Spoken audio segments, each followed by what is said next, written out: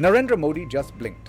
After weeks of insisting that Education Minister Dharmendra Pradhan would stay in office, the Indian government has now accepted his resignation.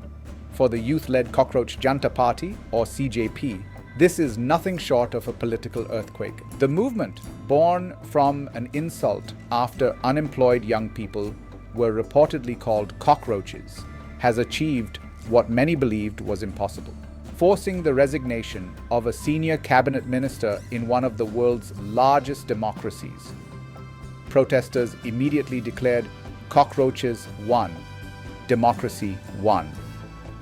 But the resignation is about far more than one minister.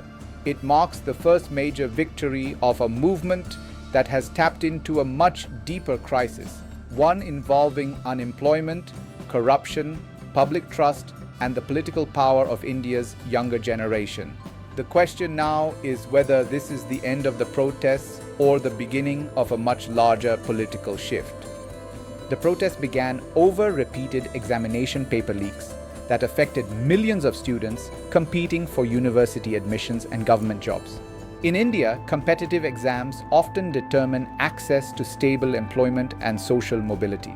For many families, years of preparation, financial sacrifice, and personal expectations depend on a single examination.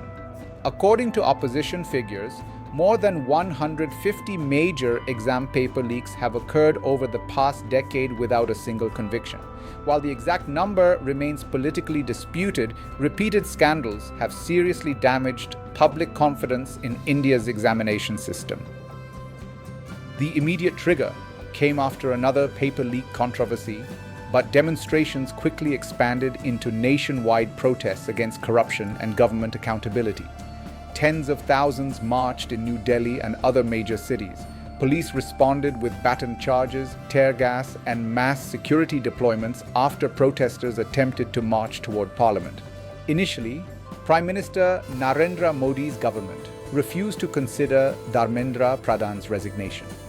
Instead, it promised fast-track courts for paper leak cases and stronger anti-cheating legislation. Protest leaders rejected those proposals, insisting that accountability had to begin with the Education Minister himself. Now, after weeks of mounting pressure, that demand has been met. The bigger significance of this moment lies in three major developments. The first development is that India's youth movement has demonstrated its political effectiveness.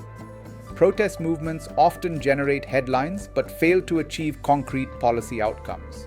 The Cockroach Janta Party has now secured one of its central demands, the resignation of the Education Minister. That achievement changes perceptions. Future protesters across India now have evidence that sustained public pressure can produce tangible political results. This matters because successful movements often inspire new activism far beyond their original issue. The symbolism also remains powerful. Rather than rejecting the insult directed at unemployed youth, protesters embraced it. They adopted the cockroach as their political identity, transforming mockery into a unifying symbol. Throughout history, successful protest movements have often reclaimed negative labels and converted them into sources of strength. The CJP has followed exactly that strategy. However, winning one battle creates a new challenge. Expectations immediately rise. Supporters now expect further victories rather than symbolic success alone. And that leads directly to the second major development. The second development is that the movement has already expanded its demands beyond one resignation. CJP leaders now insist that criminal cases against protesters should be dropped and that families of students who died by suicide following examination scandals should receive compensation. This shift shows that the protests are no longer focused solely on one minister. They increasingly represent a broader campaign for institutional reform. Meanwhile, the government faces a delicate balancing act. By accepting Pradhan's resignation, it reduces immediate public anger. At the same time, it risks encouraging future protest movements to believe that sustained demonstrations can force additional political concessions. Interestingly, Pradhan framed his resignation not as an admission of wrongdoing, but as an effort to prevent what he called anti-national forces from exploiting the unrest. He also said he respected the aspirations of India's youth and wanted students to return to their education rather than remain trapped in prolonged protests. That narrative allows the government to present the resignation as an act of responsibility instead of political defeat. Whether the public accepts that explanation remains uncertain, because the resignation itself raises an even bigger question about Narendra Modi's leadership. The third development concerns Modi's political authority. For much of the past decade, Modi cultivated an image of decisive leadership and political resilience. His governments rarely appeared to retreat under public pressure. That image now faces a meaningful test.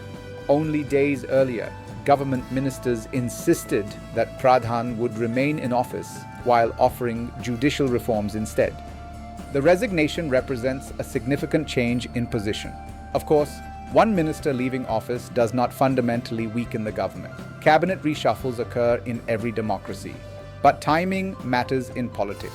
This resignation follows weeks of nationwide protests, intense media attention, and growing opposition support for the student movement.